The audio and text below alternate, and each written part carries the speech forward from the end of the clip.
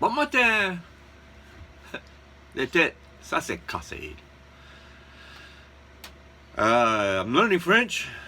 I think I said that right, as from what I remember. And if I didn't, I'm sure all my relatives will correct me. Actually, please do. I want to learn as much as possible, and the best way to learn is to make mistakes, is what I found. Anyway, new day, new shirt. I got one of my favorite nickel shirts on today. My son-in-law gave me that. I appreciate that. So I have, may have showed this in the last video. I've outlined, you can barely see it, I outlined this will be the bottom. This is my piece of walnut. And I'm also ready to pull apart the top. We'll pull it apart here in just a second. By the way, the Cajun word for the day is grimace. If you know what grimace means or is, awesome. If you don't know what it is, once again, ask somebody. That's how we learn. That's how we ask. When I was learning sign language, I keep seeing the same sign over and over again. And so that's how I learned. I asked someone that knew more than me. I asked them, what did it mean? And they would tell me the meaning of this one specific sign in sign language. And I was able to learn.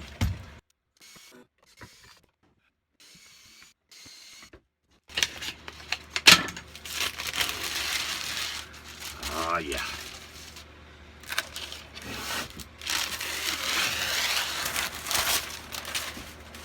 Minimal damage with the glue.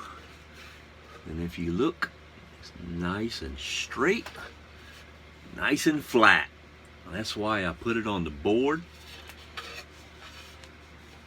so it can have a nice flat surface. The glue joint is nice and tight. So now next thing I'm going to do is trace my outline, put the mold back on it and use that as my template. We're going to trace it out. We're going to cut everything out.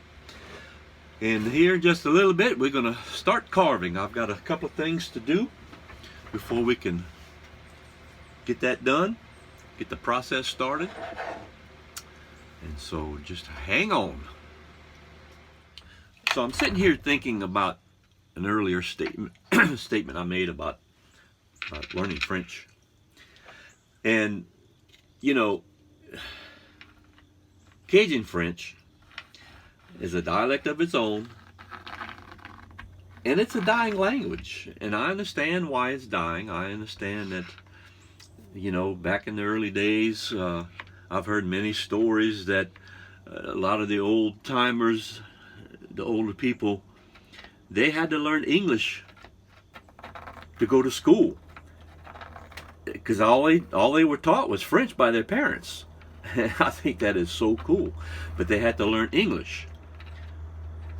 And many people were punished, were beaten, sad to say, until they learned how to speak English, and until they stopped speaking French as an everyday language.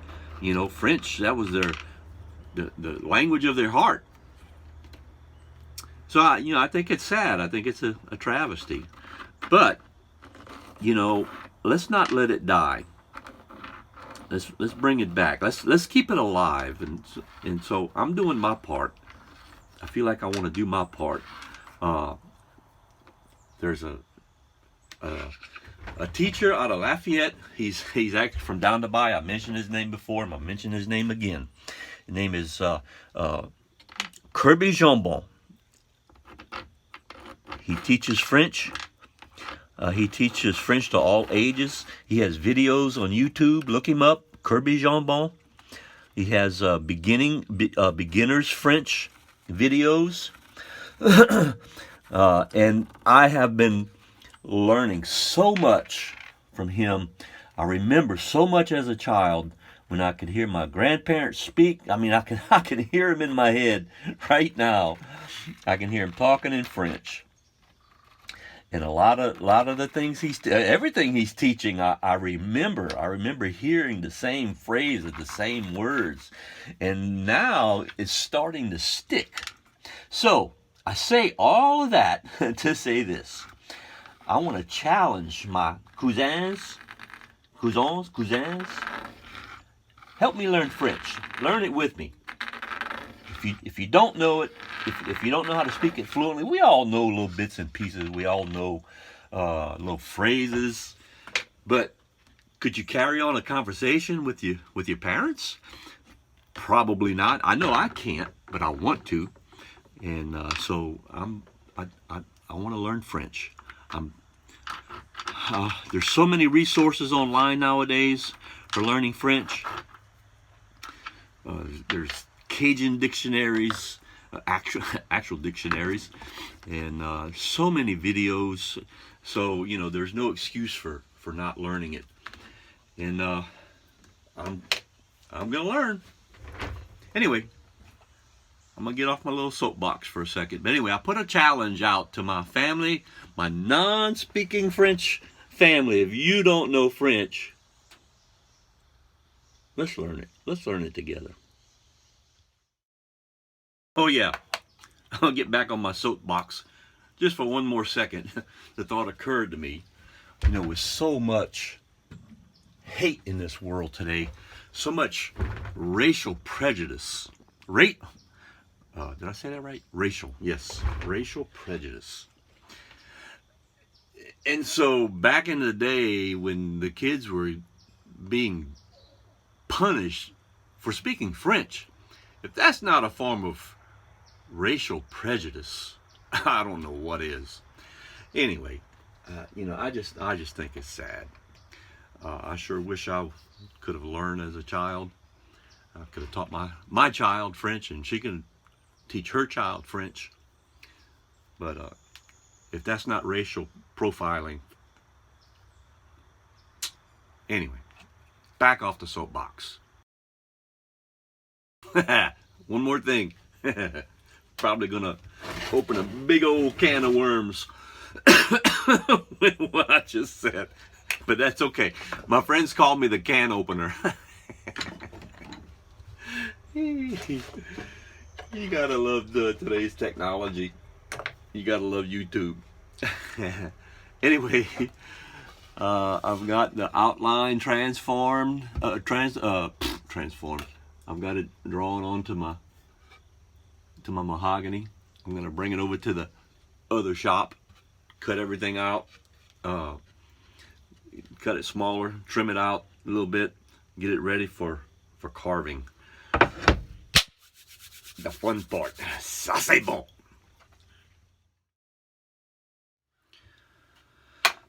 Good morning once again. Another day. Sometimes I have to steal moments and opportunities to work on my fiddle. I got so many other different things going on. I just wanted to show you what I've done. I've kind of cheated a little bit and went to the table saw and kind of knocked off some excess wood that's not going to be needed anyway. It'll kind of give me a head start on carving. Do the same thing on the top and the bottom. And so when you put them together, I thought it was nice. This boy is so close to looking like a fiddle. And here, I'm going to show you this in a minute. So that'll kind of give you an idea of what I've got three different colors here. Got a nice reddish brown, got the white of the maple, and then the dark brown, medium brown of the walnut. And so it's gonna make a really nice fiddle. Something else I wanted to show you too. I've been waiting on this poster that was recommended. And the fiddle that I'm building is kind of patterned after this fiddle here, which the year is 1741. And it's called the maker is Guarneri. I'm not even going to attempt the rest of his name. It looks Italian. Anyway, so this poster, this is an actual size, a snapshot of the actual size of this fiddle. And on the back, it gives you all kind of cool measurements about the fiddle itself, measurements of which I am going to go by when I start carving the plate thicknesses. But what I wanted to show you is when I started my template, I did have a couple of books of different size measurements, but I didn't really have a template to draw or to go by, so I made my own template. So this is my template, and the interesting thing is that when you overlay the template to the actual violin, it is so very close. So I thought I did pretty good. And then on the back side is another part of the template. You may not be able to see it, but it is so very close. You can barely see the outline. So I thought I'm doing pretty good.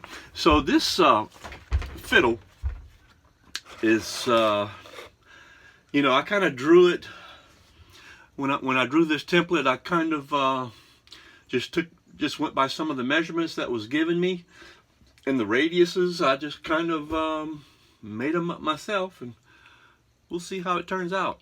I hope it's I really have no doubt in my mind that it's going to sound good.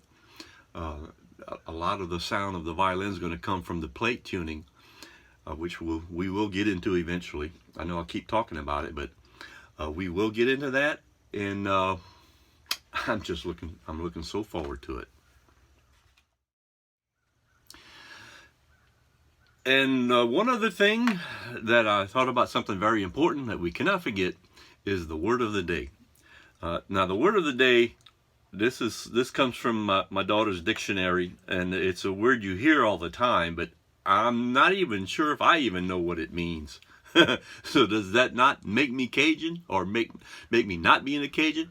Anyway, the word is bopudi. If you know what bopudi is, please tell me so that I'll know. But yeah, you hear it all the time. I think it's just a slang expression or a slang word. It might even be made up. So far in my learning Cajun French, I haven't heard the word yet, but I think it's a made-up word. I'm not sure yet. But anyway, bopudi. So if you know what bopudi is, you just might be a Cajun. If you don't know what bopudi is, bopudi, we'll see. Anyway, that's my word of the day.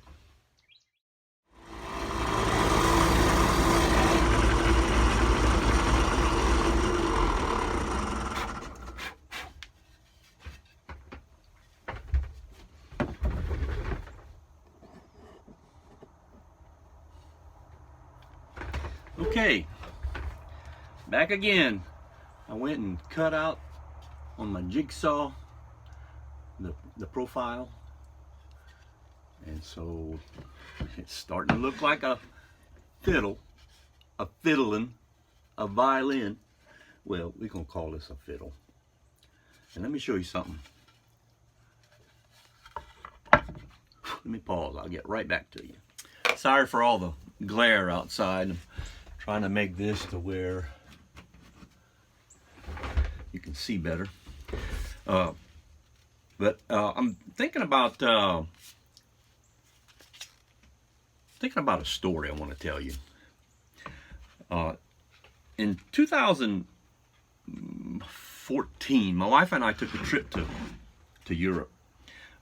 We visited Portugal, stayed there for about a week, and then we toured all around Europe, got on the train. That was a pretty neat experience. But before I get too far in, I want to show you something. Look at that. Oh, it's starting to look like a fiddle. Anyway, back to the story. So we went different places. We went to Barcelona, Spain. Went to Madrid, Spain. Madrid was really cool, nice architecture, in the city. If you like architecture, if you like buildings, really neat architecture, statues. I mean, everything was immaculate. It was a very beautiful place. Toward the south of France, along the Mediterranean Sea. And as I'm looking out the window in the train, riding in the train, the thought occurred to me, why was it that the Acadians ended up in South Louisiana? You know, because as history says it, you know, they come from Nova Scotia and all down the East Coast, and they eventually ended up in South Louisiana, and they really never did go any far west as a group, as a majority. I mean, some may have, some families individually may have gone a little bit further west. You know, they went as far as west as Lake Charles, Lafayette.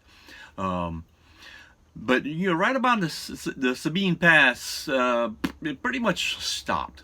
Well, the thought occurred to me while I'm looking at the window, out the window in the train. South of France is just flat, marshland, swamps, very reminiscent of South Louisiana. If you're from South Louisiana, you know exactly what I'm talking about. So it occurred to me, you know, why they stopped there. It reminded them of home. I mean, no doubt, it's got to be the reason why. If I was venturing off into a new place to live for whatever reason, I would kind of want to stop in some place that would kind of remind me of home. I give you for example, we now live in Georgia, and I'll tell you a whole story about that later on, about why we are in Georgia. That's a whole nother story. I'm not going to open up that little can of worms just yet.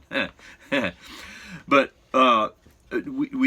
my wife and I married. We started off in Athens, Georgia, lived there for about 20 years, and then we decided we wanted something new.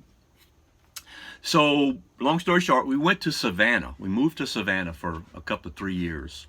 And Savannah, I felt right at home in Savannah. Savannah had that New Orleans feel, and the house we lived in, you walk out the back door and there's a bayou, what they call it, river over there. But it's a bayou and some marshland, and you know, it felt so comfortable being there. I kind of wanted to stay in Savannah, but because of circumstances, we had to leave. The economy was expensive living in Savannah. But anyway, so yeah, I see why the Acadians ended up in South Louisiana. I thought it was really interesting. If you've never been to France, if you never had the opportunity, I would visit South France, Marseille, Toulon. And we eventually wound up in Paris, got to go to the Eiffel Tower, got to see the Mona Lisa. I love art. We went to the Louvre, got to see the Mona Lisa. That was so impressive to be standing right in front of the Mona Lisa, one of probably, in my opinion, one of the greatest masterpieces of all time. Certainly a very famous painting.